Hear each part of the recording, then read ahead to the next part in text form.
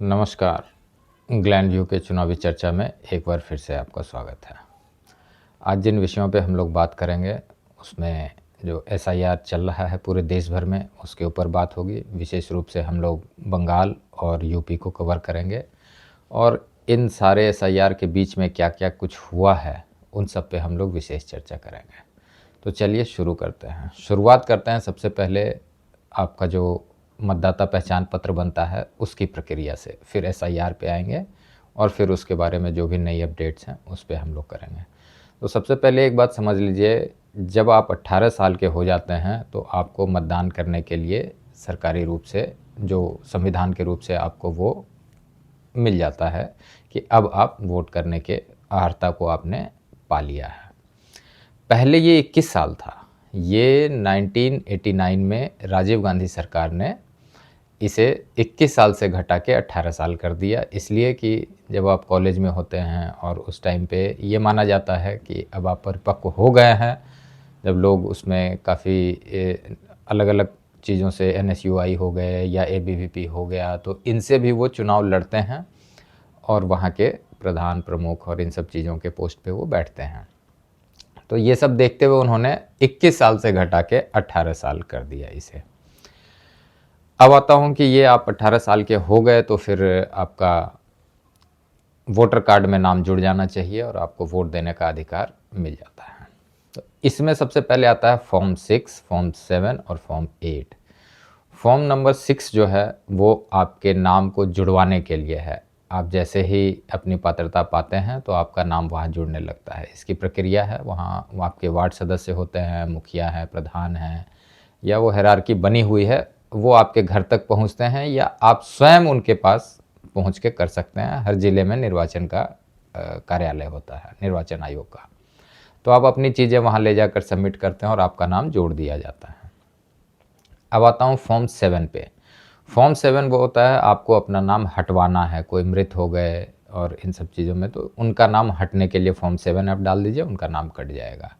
अब एक है फॉर्म 8। इसमें क्या है कि आप अपना रीलोकेशन के लिए जो आपने है पता बदलवाया है या बदलवाना चाहते हैं उसके लिए है फॉर्म नंबर 8। आप कहीं से कहीं शिफ्ट हो गए, चेन्नई से बेंगलुरु चले गए, आपने बेंगलुरु में फॉर्म नंबर 8 दीजिए, आप बेंगलुरु में मतदान के पात्रता में आपको मान लिया जाएगा। तो अब ये सब प्रक्रिया चलते रहती थी और हमेशा ही ये एसआईआर की प्रक्रिया हमेशा से होते आई है, ऐसा कुछ नया नहीं है इसमें। इस बारी बिहार चुनाव में इसका ज़्यादा बवाल मचा, ज़्यादा ये क्योंकि काफ़ी टाइम से ये लंबित था। तो बिहार में भी ये रखा गया कि जिन्होंने भी 2003 के बाद जिनके भी नए नाम जुड़े हैं उनको वापस से एक बारी वेरीफाई किया जाएगा कि वो हैं या नहीं हैं, या क्या हुआ, रिलोकेट कर गए, मर गए, जो भी हुआ है उसको फिल्टर करके हम सिर्फ उन लोगों को रखेंगे जो इसके लिए मान्य हैं, जिनको ये अर्हता प्राप्त है भारत संविधान की तरफ से। अब ये 2003 रखने का क्राइटेरिया हो सकता है 2004 भी रखते या 5, वो निर्वाचन आयोग के ऊपर निर्भर करता है। तो बिहार में तो हो गया एसआईआर, किसी तरह का कोई पंगा नहीं हुआ, काफ़ी हो हल्ला मचाया, सुप्रीम कोर्ट, ये कोर्ट, वो कोर्ट, सब होके रिजल्ट आपने देख लिया। एसआईआर करने का फ़ायदा क्या हुआ कि आप देखो वोटिंग परसेंटेज कैसे एकदम से बढ़ गया। पहले जहां 60 के करीब था, इस बार 70% तक मतदान हुआ है।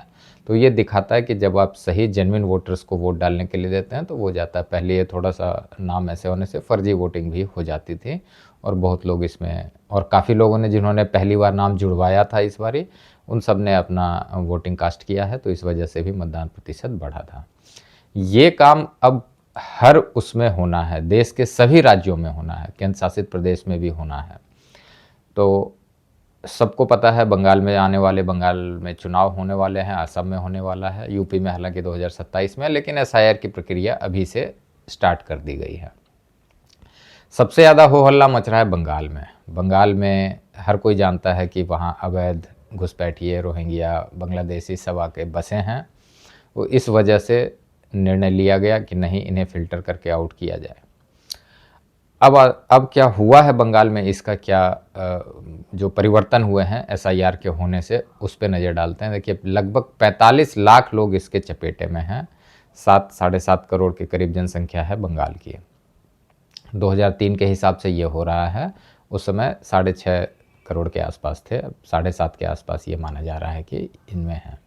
2003 से जो ये 22 साल हुए हैं इसमें। अब इसमें 45 लाख लोग ऐसे माने जा रहे हैं कि इनके नाम अवैध हैं, जिसमें 7 लाख के करीब तो मृत हैं, वो तो चलिए हटा दिए जाएंगे। 28 लाख फॉर्म ऐसे हुए हैं जो लोगों तक तो पहुँचे पर वो वापस नहीं आए हैं। अब संशय वहीं पे बन रहा है कि ये फॉर्म वापस नहीं आए। बिहार में भी ऐसा हुआ था।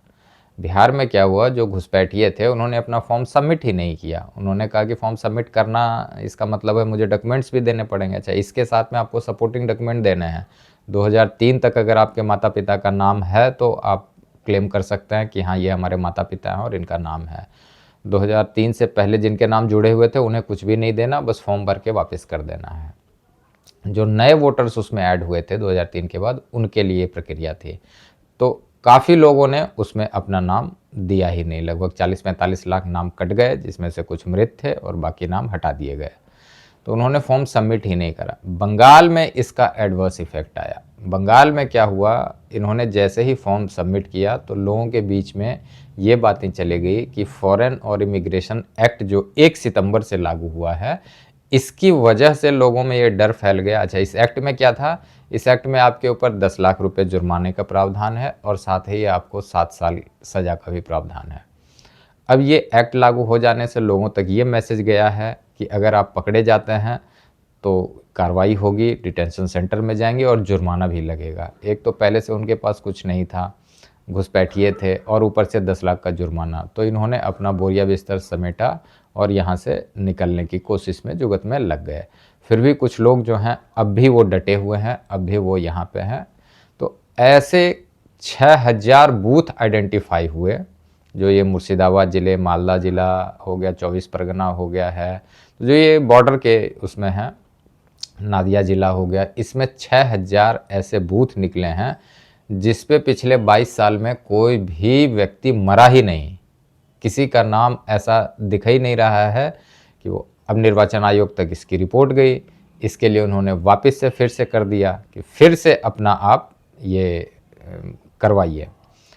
अब ये फॉर्म वापस से डिस्ट्रीब्यूट किए जाएंगे, वापस से ये सारा कलेक्ट किया जाएगा डाटा। अब आप फर्जीवाड़े का स्तर देखिए कि 6000 बूथ, इस पे कोई मरा ही नहीं पिछले 22 साल में। सोचने वाली बात है। सरकार कहाँ सोई है, निर्वाचन आयोग ने तो खैर दे दिया है। अब इसके पीछे का लॉजिक भी समझिए कि ये सब कुछ हो क्यों रहा है। पिछले चुनाव में क्या हुआ, जो 2021 में हुआ, ममता दीदी को मिले 48% वोट, लगभग 28,96,000 वोट, 29 लाख पकड़ लीजिए रफली। बीजेपी को मिले 38% वोट, जो बनते हैं 22,90,000, तो 23 लाख पकड़ लीजिए। अब जो ये गैप है वो मात्र 6 लाख का है।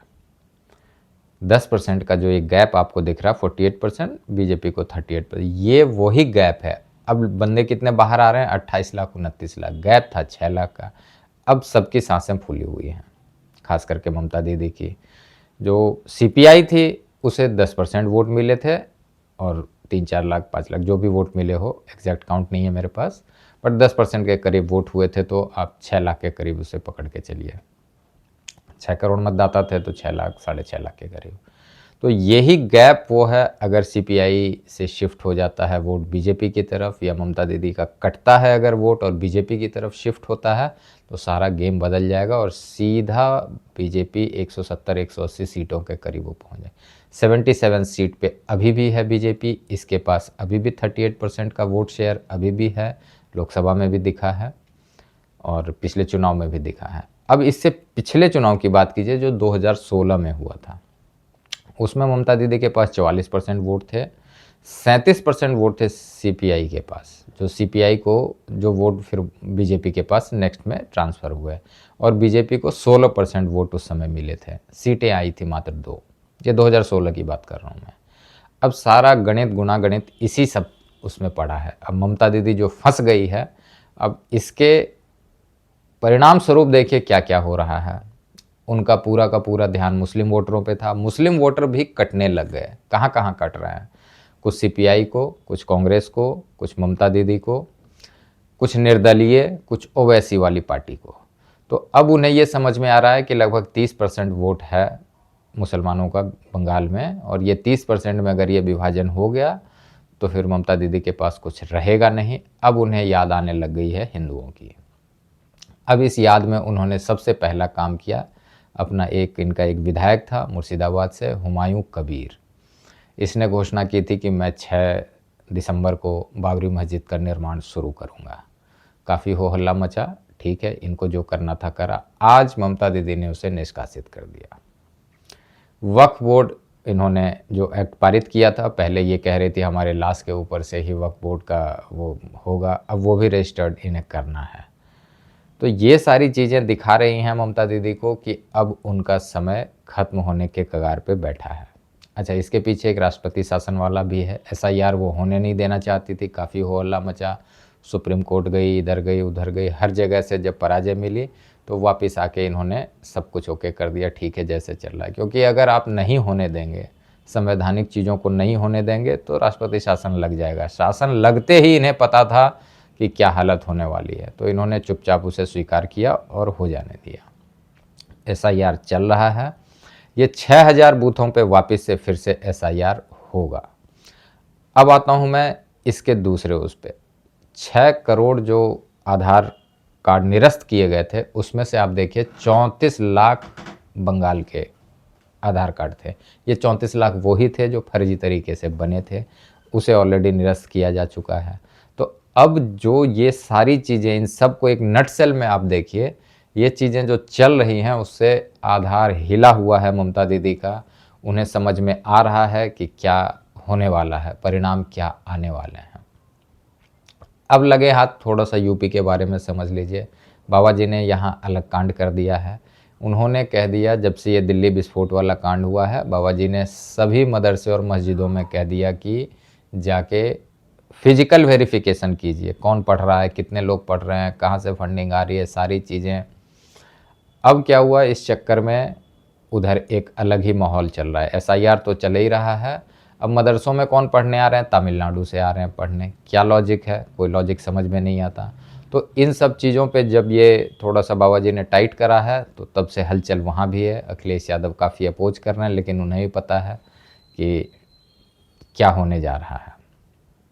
अब इम्पैक्ट देखिए, लखनऊ के कुकरैल रिवर के किनारे बहुत सारी झुग्गी झोपड़ियाँ हुआ करती थी, सब रातों रात भाग गए। बंगाल में भी यही हुआ।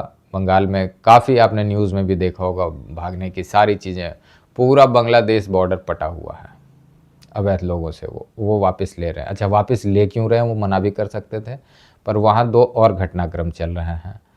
वहाँ बेगम खालिदा जिया बीमार हैं और हमारे भारत में इन्होंने अभी शरण ली हुई है।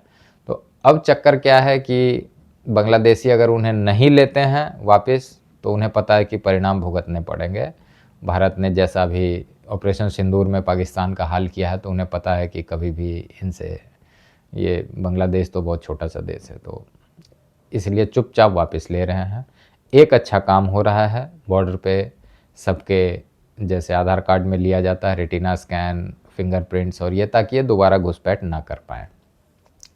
अब एक बात समझिए, कुछ लोग ऐसे भी निकले हैं जिन्होंने अपने माँ बाप बदल लिए, पुराने 2003 से पहले वाले कुछ लोगों के साथ कह दिया कि हमारे नाम जुड़े हुए थे, और ये सब फर्जीवाड़ा पकड़ा जा रहा है।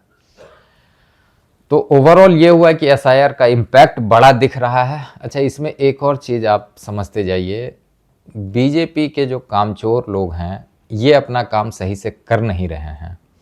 जहां इन्हें पता है कि यहाँ पे गड़बड़ी चल रही है, उसे हाईलाइट कीजिए, लोगों तक लाइए, तो समझ में भी आए। ये कैसे 6000 बूथ ऐसे पकड़े जाते हैं जिसपे कि कोई मृत व्यक्ति पाया ही नहीं गया 22 सालों में। ये गले से उतरने वाली बात नहीं है। तो ये कहाँ हैं आखिर, बीजेपी के ग्राउंड वर्कर किधर हैं, उनके नेता किधर हैं? आपके पास 77 विधायक अभी भी हैं, क्या कर रहे हैं? आपके पास अभी भी सांसद हैं बंगाल से। तो मुझे समझ में नहीं आ रहा कि ये काम चोरी क्यों हो रही है उनकी तरफ से। उन्हें भी कुछ एफर्ट लगाने पड़ेंगे तभी। हालांकि ग्राउंड पे बीजेपी अपना काम कर रही है, ये सत्य है, लेकिन मुझे लग रहा है कि थोड़ा एफर्ट और डालने की ज़रूरत है, ताकि इन चीज़ों पे भी ध्यान दिया जाए।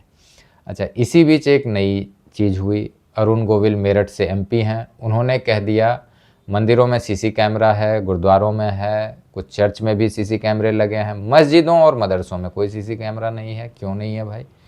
तो जब से ये बात बढ़ रही है, अब लोगों ने इसे भी अपने संज्ञान में लिया है, सीसी कैमरे की बात चलने लगी है। देर सवेर आप ये देखेंगे तो इसका इम्पैक्ट भविष्य में बड़ा होगा। जो ये क्या पढ़ाते हैं, क्या करते हैं, इन सब चीज़ों पे भी नज़र रखी जाएगी। एक नज़र रखने वाली जो ऐप आने वाली थी, उस पे अभी फ़िलहाल संशय बरकरार है। पता नहीं वो अभी क्या सरकार का क्या रुख है, अभी स्पष्ट नहीं है। कुछ लोग इसे सरकार का जासूसी का तरीका मान रहे हैं, कुछ लोग इसे कह रहे हैं कि संचार साथी ऐप लोगों के लिए अच्छा है। तो अभी इस पे डिस्कशन हो जाने दीजिए, ओवरऑल होने के बाद ही पता लगेगा। और अगर लाती है तो भी अच्छा है, नहीं लाती है ठीक है। जो व्यक्ति अपने काम से मतलब रखता है, जो व्यक्ति सीधे रास्ते चल रहा है, उसे कुछ भी ला दीजिए, उसे कुछ नहीं इतना मतलब है। लेकिन जिनके पास ये सब चीज़ों के लिए है कि क्या कर लेंगे जासूसी में, अगर आप गलत नहीं हैं, आपकी जासूसी हो ही जाएगी, क्या हो जाएगा। डाटा तो आपने दिया फेसबुक को, गूगल को, हर कोई बिना, आप मोबाइल ऑन करते हैं, एंड्रॉयड के पास सब कुछ है आपका। तो फिर वो डाटा का ये मैक्सिमम वो यही आपको ऐड दिखा लेंगे, कुछ आपने करा तो उस, तो मैं समझता हूँ, हालांकि वो विदेशी कंपनियां हैं, भारत में इसके दुरुपयोग भी हो सकते हैं। अगर ये डाटा पुलिस के पास है तो कोई आपके पास फर्जी में भी आपको फंसाने की कोशिश या आप पे दबाव बना सकता है, ब्लैकमेल कर सकता है। तो ये चीज़ें हैं, तो इसके प्रो कॉन्स अभी डिस्कस हो जाने दीजिए, तो फिर इस पे हम लोग एक अच्छी चर्चा करेंगे। अब मैंने आपको बताया नादिया ज़िला, 24 परगना, मालदा, मुर्शिदाबाद, जहाँ 6000 बूथों पे फिर से हो रहा है ये एसआईआर का काम। एक बारी हो चुका है, फिर से हुआ। इस चक्कर में डेट्स बढ़ाने पड़े, 1 हफ्ते का एक्सटेंशन हुआ है। मुझे लगता है कि 10-15 दिन और एक्सटेंशन होगा। अच्छा, हुमायूं कबीर वाला मैंने आपको बता दिया। अब एक चीज़ समझ लीजिए, बंगाल के मैं हिंदुओं से अपील करना चाहता हूँ कि शिकारी आएगा, जाल बिछाएगा, पर जाल में फंसना नहीं है। ये ममता दीदी को पता लग रहा है कि अब मुसलमानों का क्या चल रहा है, उनके वोट बिखरने वाले हैं, तो वो हिंदुओं के लिए अब उन्होंने आंसू बहाना शुरू कर दिया है। पर आप उन चीज़ों को मत भूलिएगा। एक चीज़ याद रखिए, जब से बंगाल बना है तब से यहाँ पे बनर्जी, रॉय, घोष, वासु, भट्टाचार्य यही बने हैं सीएम। कहाँ हैं ओबीसी वर्ग वाले? किसी और को भी तो बनने दीजिए। तो ये बात लेकर बाकी पार्टियां पता नहीं क्यों नहीं आ रही हैं। ओबीसी करने वाले जितने लोग हैं, आखिर इस पे उनका क्यों नहीं है, मुझे समझ में नहीं आता। तो ठीक है, मैं ये नहीं कह रहा, जो बने हैं मैंने सिर्फ एक आपको आईना दिखाया है कि यही लोग बने हैं। तो बाकी लोगों की भी भागीदारी हो इसमें, बाकी लोग भी आएँ। तो हिंदुओं से अपील यही रहेगी, इस बारी बिखरना नहीं है। एक वोट बैंक की तरह आप भी काम कीजिए, एक पार्टी को वोट दीजिए जो आपके लिए, आपको सबसे सुटेबल लगती है। तो अब इसका दूसरा एक और चीज़ देखिए कि ममता दीदी सुप्रीम कोर्ट में भी हार चुकी हैं। जहाँ भी उन्होंने अर्जी लगाई, मेरे लाश से गुजरना पड़ेगा, अब उन्होंने कहा कि मेरे गर्दन कटवाना पड़ेगा। अब ये सब कुछ हुआ है क्योंकि उन्हें पता है कि एक बारी ये सत्ता गई तो फिर बहुत गंदे तरीके से वो फंसने जा रही है। बहुत पहले एक जुमला चला था, माया, ममता और जयललिता, इन तीनों से बच के रहना था। तो माया तो मायावती थी, ममता आप समझ ही रहे हैं, और जयललिता गुजर गई हैं। तो इन तीनों से बचने की सलाह बहुत पहले से दी जा रही थी। तो इसमें से जयललिता का तो खैर आपने देख लिया है, माया और ममता अब भी हैं। मायावती का अब काफ़ी कुछ रह नहीं गया है राजनीतिक। अब रही ममता दीदी, वो भी अब अपने ढलान पे है। तो इस बारी उम्मीद करता हूँ कि लोग ये समझेंगे, इस पे एक संगठित होकर वोट करेंगे। मुझे लगता है भारतीय जनता पार्टी इसमें ज़रूर जीतेगी, लेकिन लड़ाई बहुत कठिन है, मिल के लड़ना पड़ेगा।